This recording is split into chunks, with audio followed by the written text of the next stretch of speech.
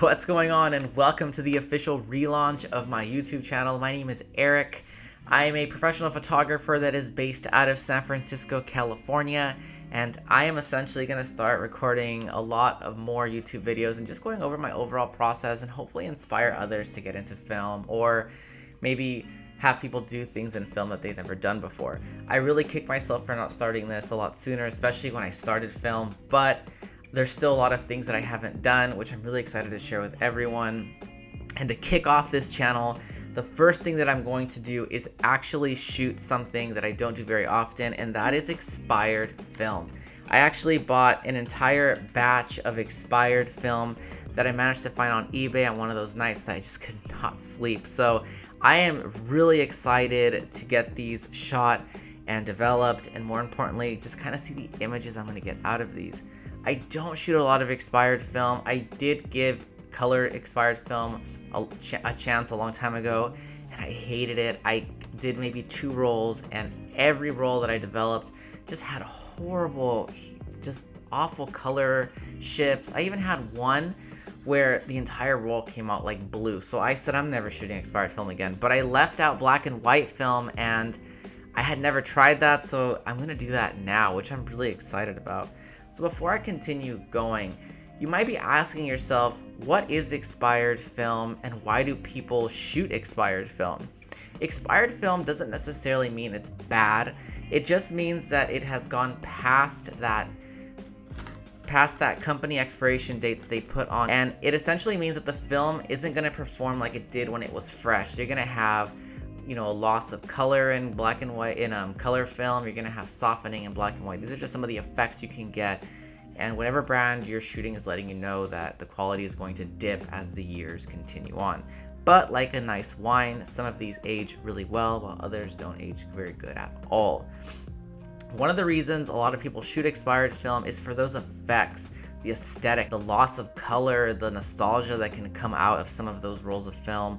And that's why a lot of people shoot, expired film. There's people out there that literally will base their entire Instagram, they'll base their entire, portfolio on just expired film, which is actually pretty interesting, but it's not really for me. That's why I really wanted to give black and white a try, just to see how the images would come out. So when you start getting into expired film, you are gonna have to really be careful, because when you start shooting expired film, you're gonna have to take some risks. And the reason you're gonna take risks is because you're not gonna really know how these films were stored. As the years progress and as these continue to change homes and be resold, you don't know where they've been stored, where they've been kept. You just don't know the history of the film itself, which can make things really interesting. There's a lot of different elements out there that are very destructive to film, and one of those is heat, humidity, and just overall just exposure to the elements. Those are things that really affect the overall film quality. I'm going to give you a quick example. A few years back, I shot a roll of black and white film, and I left it in my car on accident, and I didn't discover it till about maybe 3 years later when I found it in my glove box. I was really excited. I went to get it developed, and there was nothing on that roll of film, which indicated that the heat really penetrated into that roll of film and damaged it to the point where all I was able to see was little specks and little dots, and I wasn't even able to see the edges of what kind of film it was. So that in itself was pretty crazy. So that's one of the risks you take with buying expired film. So that takes us on to the next thing of budget. Don't go crazy. If you go on eBay, there are all kinds of deals out there that are insane. You might have individuals selling 10 or 20 rolls of expired film for like $100, and you really have to be careful not to go too crazy, because you could have absolutely nothing on those rolls of film, and there's really no way of indicating how they were even stored. So moving on to the next part, how do you shoot expired film? Expired film is something that is really easy to expose, but before I even go into that, I do want to make sure that when you're all going on eBay to go buy expired film, make sure that it has the actual box. A lot of individuals try to sell the rolls on their own. If you buy the rolls on your own, you're gonna have to essentially do the math, and the only way to really do that is look at the label and kind of try doing research, and that's really difficult. The box itself has a lot of information on it that is going to make it so much easier for you to get your film exposed correctly. For example, this roll of film right here expired in the year 1994, and this is going to be the first roll that I'm going to shoot out of this batch, which I'm incredibly excited about. 1994, I was 4 years old. There was a lot of things going on in the world, and it was just a really crazy year.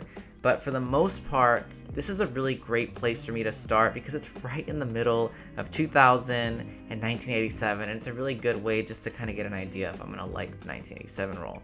So for example, this roll of film expired in the year 1994, and it is a black and white Tri-X-Pan 400 roll. For black and white, for every 20 years that goes by, you're going to reduce your stop by 1. So what I'm going to go ahead and do, because this expired 26 years ago, I'm going to go ahead and drop that by 1 and shoot this roll of film at ISO 200 to compensate for that time. Now, why would you want to do that? That's simple. As film ages, it also becomes less and less sensitive to light, so it requires more exposure so you can get a working image out of your negative. If you went and shot this at 400, it probably would still work, but your images may be a little dark and you may have wanted to expose them a little longer. Now with color film, that's a completely different beast. Color film is very dynamic in the way that it's designed and built. Within that layer of film, you have different layers of color, and each of those colors, depending on how the film was stored, will degrade very differently and give you very different results.